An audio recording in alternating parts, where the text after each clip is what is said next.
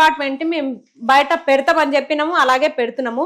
మీరు ఇచ్చిన జీవోలు కూడా ఉన్నాయి, మీరు తక్షణమే వెళ్ళిపోండి అని చెప్పేసి మీరు చెప్పిన తర్వాత కూడా, గత సంవత్సరం చెప్పిన తర్వాత కూడా ఇంకా వీళ్ళు పడి తింటున్నారు అంటే ఇక్కడ మీ సపోర్ట్ లేకుండానే తింటున్నారా?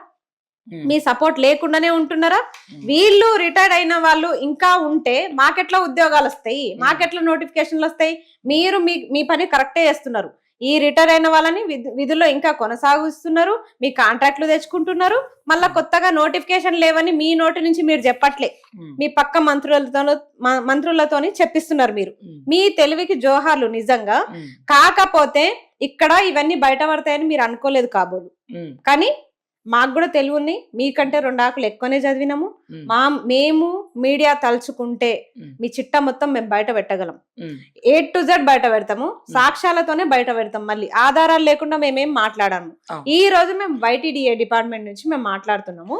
అయితే YTDA అనగానే ముందుగా మనం 80 సంవత్సరాల ముసలాయన గురించే మాట్లాడాలి. ఫస్ట్ ఈయన దగ్గర నుంచి తర్వాత ఇప్పుడు ఎవరైనా అక్క ఏం చెప్తున్నారంటే కింది స్థాయి వాళ్ళు, మీరు ఎందుకు వెళ్ళిపోవట్లేదు అని అంటే, ఫస్ట్ ఆయనను జరపండి, ఆ కురువృద్ధుడిని జరపండి ఫస్ట్.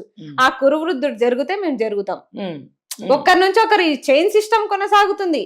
ఏనో ఠాగూర్ సినిమాలో చూసినాం, ఒకరి నుంచి ముగ్గురు, ముగ్గురు నుంచి 6 ఇట్లా.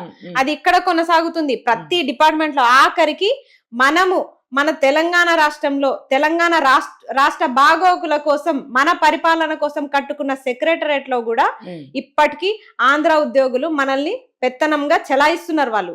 అంటే ఇంకా సెక్రటరేట్ ఎందుకు, అది తెలంగాణ సెక్రటరేట్ అని ఎందుకు పెట్టిరు? దాన్ని మార్చండి, ఉమ్మడి ఆంధ్రప్రదేశ్ సెక్రటరేట్ అని పెట్టండి, మార్చండి. పేరుకే జీవోలు మారుతాయి, పేరుకే తెలంగాణ రాష్ట్రం ఉంది, కానీ తెలంగాణలో మొత్తం పాలించేది ఆంధ్ర ఉద్యోగులే. ఎందుకు అంటే ఎక్స్పీరియన్స్ అంట. ఎక్స్పీరియన్స్ వాళ్ళకు ఉంటే 1 సంవత్సరమో 2 సంవత్సరాల్లో వాళ్ళ సేవల్ని వినియోగించుకోవాలి, వాళ్ళ నుంచి మనం నేర్చుకోవాలి. తెలంగాణలో ఐఏఎస్లే లేరా? ఇక వాళ్ళ నుంచే మనం నేర్చుకోవాలా? ఇంకా రిటైర్డ్ అయిన వాళ్ళ నుంచి. అంత మాత్రానికి ఇక్కడ చదువులు ఎందుకు, ఇక్కడ నోటిఫికేషన్లు ఎందుకు? అందుకే మీరు ఇస్తలేరు కాబోలు, అందుకే ఇస్తలేరు మీరు మాకు నోటిఫికేషన్లు. మీకు ఇంకా ఆంధ్ర నాయకుల మీద మీకు అభిమానం ఉంది, వాళ్ళు చెప్పిన డైరెక్షన్ లోనే మీరు నడుస్తున్నారు. కాబట్టే మీకు వాళ్ళు ఎట్లా చెప్తే మీరు అట్లా చేస్తారు. ఇక్కడ మొత్తం ఉద్యోగస్తులు కేసీఆర్